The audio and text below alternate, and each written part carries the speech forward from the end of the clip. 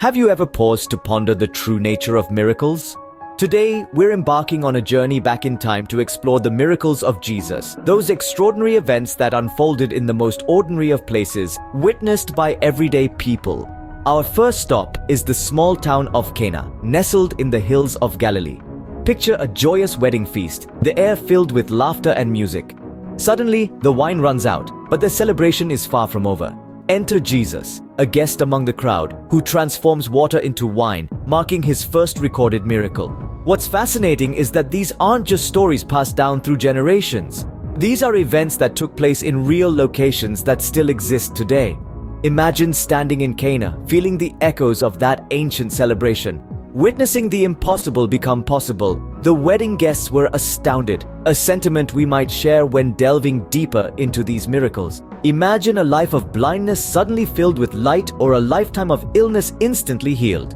This encapsulates the essence of Jesus' healing miracles. Let's delve into some of these extraordinary miracles that showcased not only his divine power, but also his deep compassion for humanity. In a world where physical ailments were often considered punishments for sin, Jesus broke the norm. He reached out to those marginalized by society, like the blind and the lepers.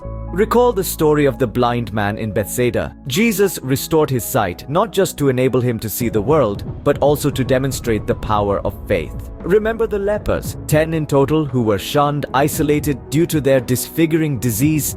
Jesus cleansed them, showing his mercy for the outcasts and teaching us the importance of gratitude, for only one came back to thank him. And then we have the paralyzed man at the Bethesda pool, waiting for years for healing. Jesus, with a mere command, "Stand up, take your mat and walk," liberated him from his affliction. These healing miracles of Jesus were not just about curing physical illnesses. They were demonstrations of his ability to heal the spirit, to restore hope, and to bring about spiritual transformation. In the face of suffering, Jesus showed us the power of healing, not just of the body, but also of the soul. What would you do if you saw a man quiet a storm or walk on water? Imagine the awe and wonder that would seize you. This is precisely what the disciples of Jesus experienced when he performed miracles over nature. Consider the instance when Jesus calmed a raging storm. The disciples were in a boat tossed about by powerful waves, their hearts filled with fear. Then Jesus, with a mere command, hushed the wind and the sea. The disciples must have been stunned, their fright replaced with amazement. This event not only displayed Jesus' power over nature, but also deepened the disciples' understanding of his divine identity. Now picture another scene.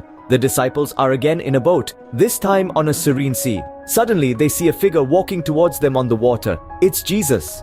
Their initial terror turns into awe as they realize the enormity of the miracle. Once more, Jesus had mastery over nature. These miracles were not just spectacular events, but also teaching moments. They served to reveal Jesus' divine nature to his disciples, gradually leading them to a fuller comprehension of his identity.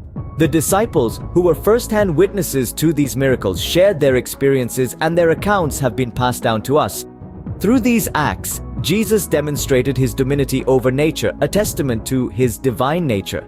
These miracles still resonate today, reminding us of the extraordinary power and divinity of Jesus. Can a few loaves and fish feed thousands? In the hands of Jesus, they did. Imagine, if you will, an immense crowd numbering in the thousands gathered to listen to the teachings of Jesus. As the day waned, the people's hunger grew, yet all they had were 5 loaves of bread and 2 small fish. In the face of such scarcity, Jesus didn't send the crowd away.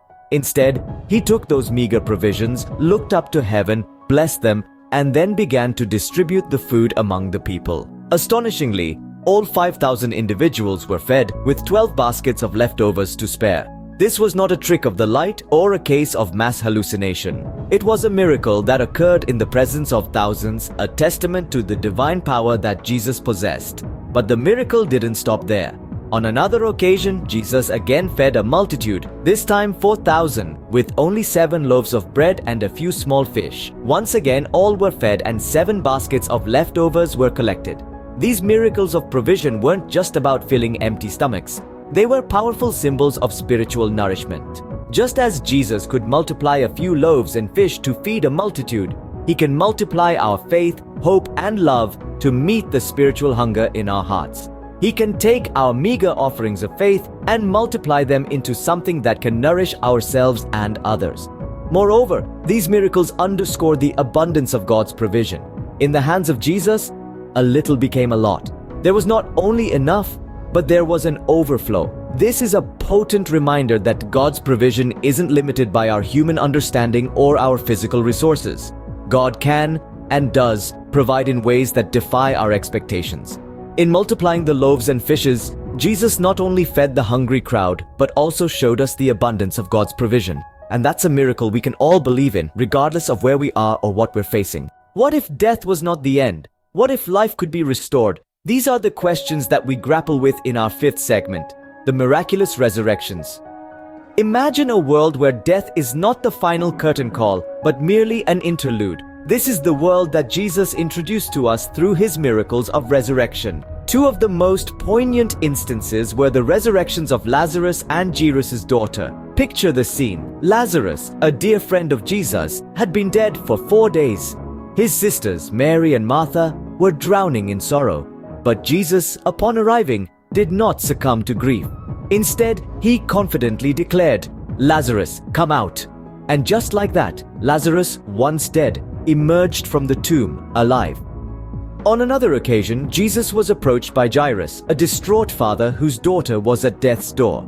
However, by the time Jesus reached Jairus' home, the girl had already passed away. Amidst the mourning, Jesus reassured them, "She is not dead but sleeping."